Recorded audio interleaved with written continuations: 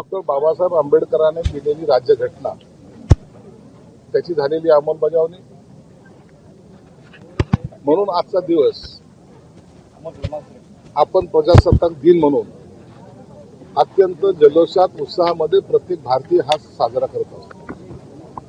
हा देश एवढा आवाढव्य जरी असला, भाषा प्रांतावर असलेली रचना जरी असली, तर प्रत्येक भारतीय हा देशासाठी सर्वप्रथम काय तर माझा देश, नंतर का धर्म पंथ वगैरे सर्व नंतर, या एका विश्वासावर, एका त्यांच्या असलेल्या या निष्ठेवर भारतीय जवान ह्या सीमेवर लढत असतात।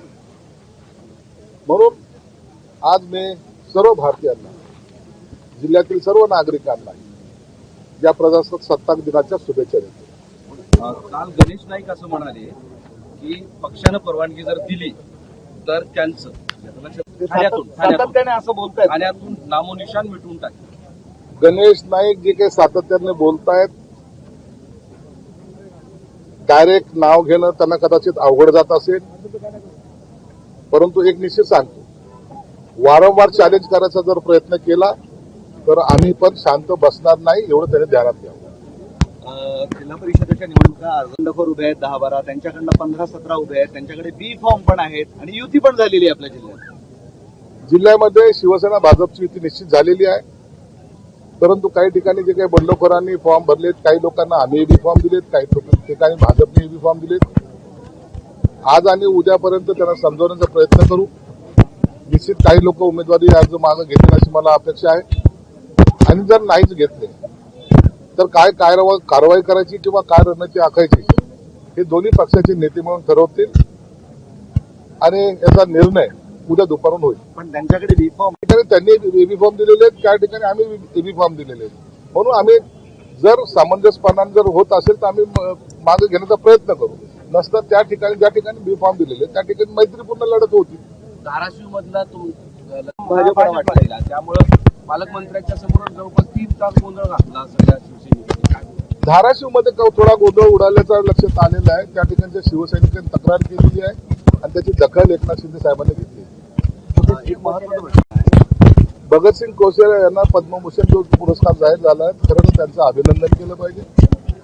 स्वतःच्या राजकारणापलीकडे किंवा पक्षाच्या राजकारणापलीकडे जाऊन महाराष्ट्राच्या माजी राज्यपालाला जर असा पुरस्कार मिळत असेल तर त्यांचं आम्ही स्वागतही करतो आणि त्यांचं अभिनंदन करतो। तुमचे मित्र पक्ष सातत्याने खंत व्यक्त करतो, एनसीपी महापालिकेत बोललं नाही, जिल्हा परिषदेचेही बोलवलं नाही, युद्धात आहोत। राज्यात आम्ही सोबत आहोत। राष्ट्रवादीची जी खंत आहे ही देवेंद्र फडणवीस साहेबांच्या कानावर सुद्धा गेली असेल, आणि मला वाटतं या 2 दिवसात वरिष्ठ नेते जे आहेत, मुख्यमंत्री असतील देवेंद्र फडणवीस, एकनाथ शिंदे साहेब आणि अजितदादा यांची बैठक सुद्धा आता होते। त्या बैठकीमध्ये याच्यावर निश्चितच विचार केला जाणार आहे। आधी एक विधान आलं, भारतीय हिरवा तुरा असं म्हटलं जातं, त्यांनी निर्माण करायचे वक्तव्य निर्माण होतं। त्यांनी जे काही वक्तव्य केलं त्याचा प्रत्येक समाज घटकांनी विरोध केलेला आहे।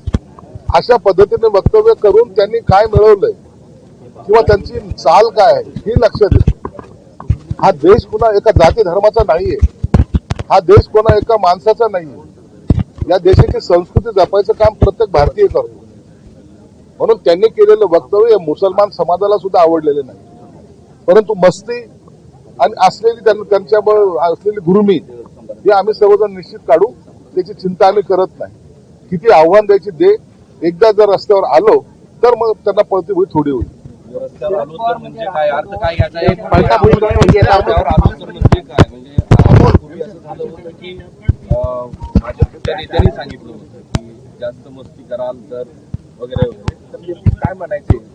अशा पद्धतीने जातीय वक्तव्य कशासाठी करतोय? कसली मस्ती आहे तुम्हाला? काय 2-4 नगरसेवक, काय 5-50 नगरसेवक निवडून आलं म्हणजे तुमचं काय राज्यावर तुम्ही काय हे करणार आहात, अतिक्रमण करणार आहात, आक्रमण करणार आहात?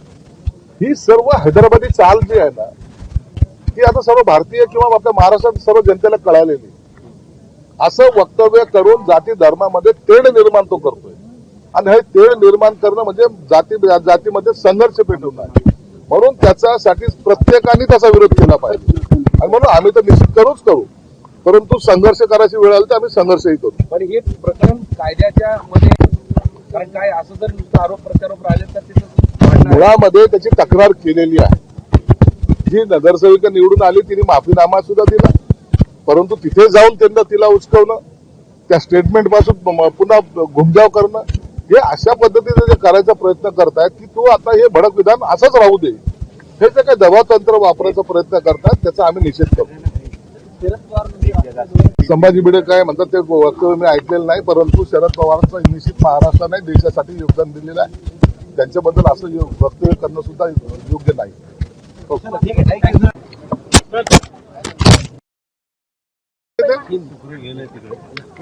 तिकडे गेलं सांगायचं ना रे, तिकडे गेलं चोर होता है। और पुलिसों का मैं धन्यवाद दूंगा, एक 12 घंटे में उन्होंने वो आरोपी को गिरफ्तार किया और वो सभी मुद्दे मालूम से लिया है। कल सीपी साहब खुद जाके वहां आरती किए, ये हमारे लिए अच्छी बात है।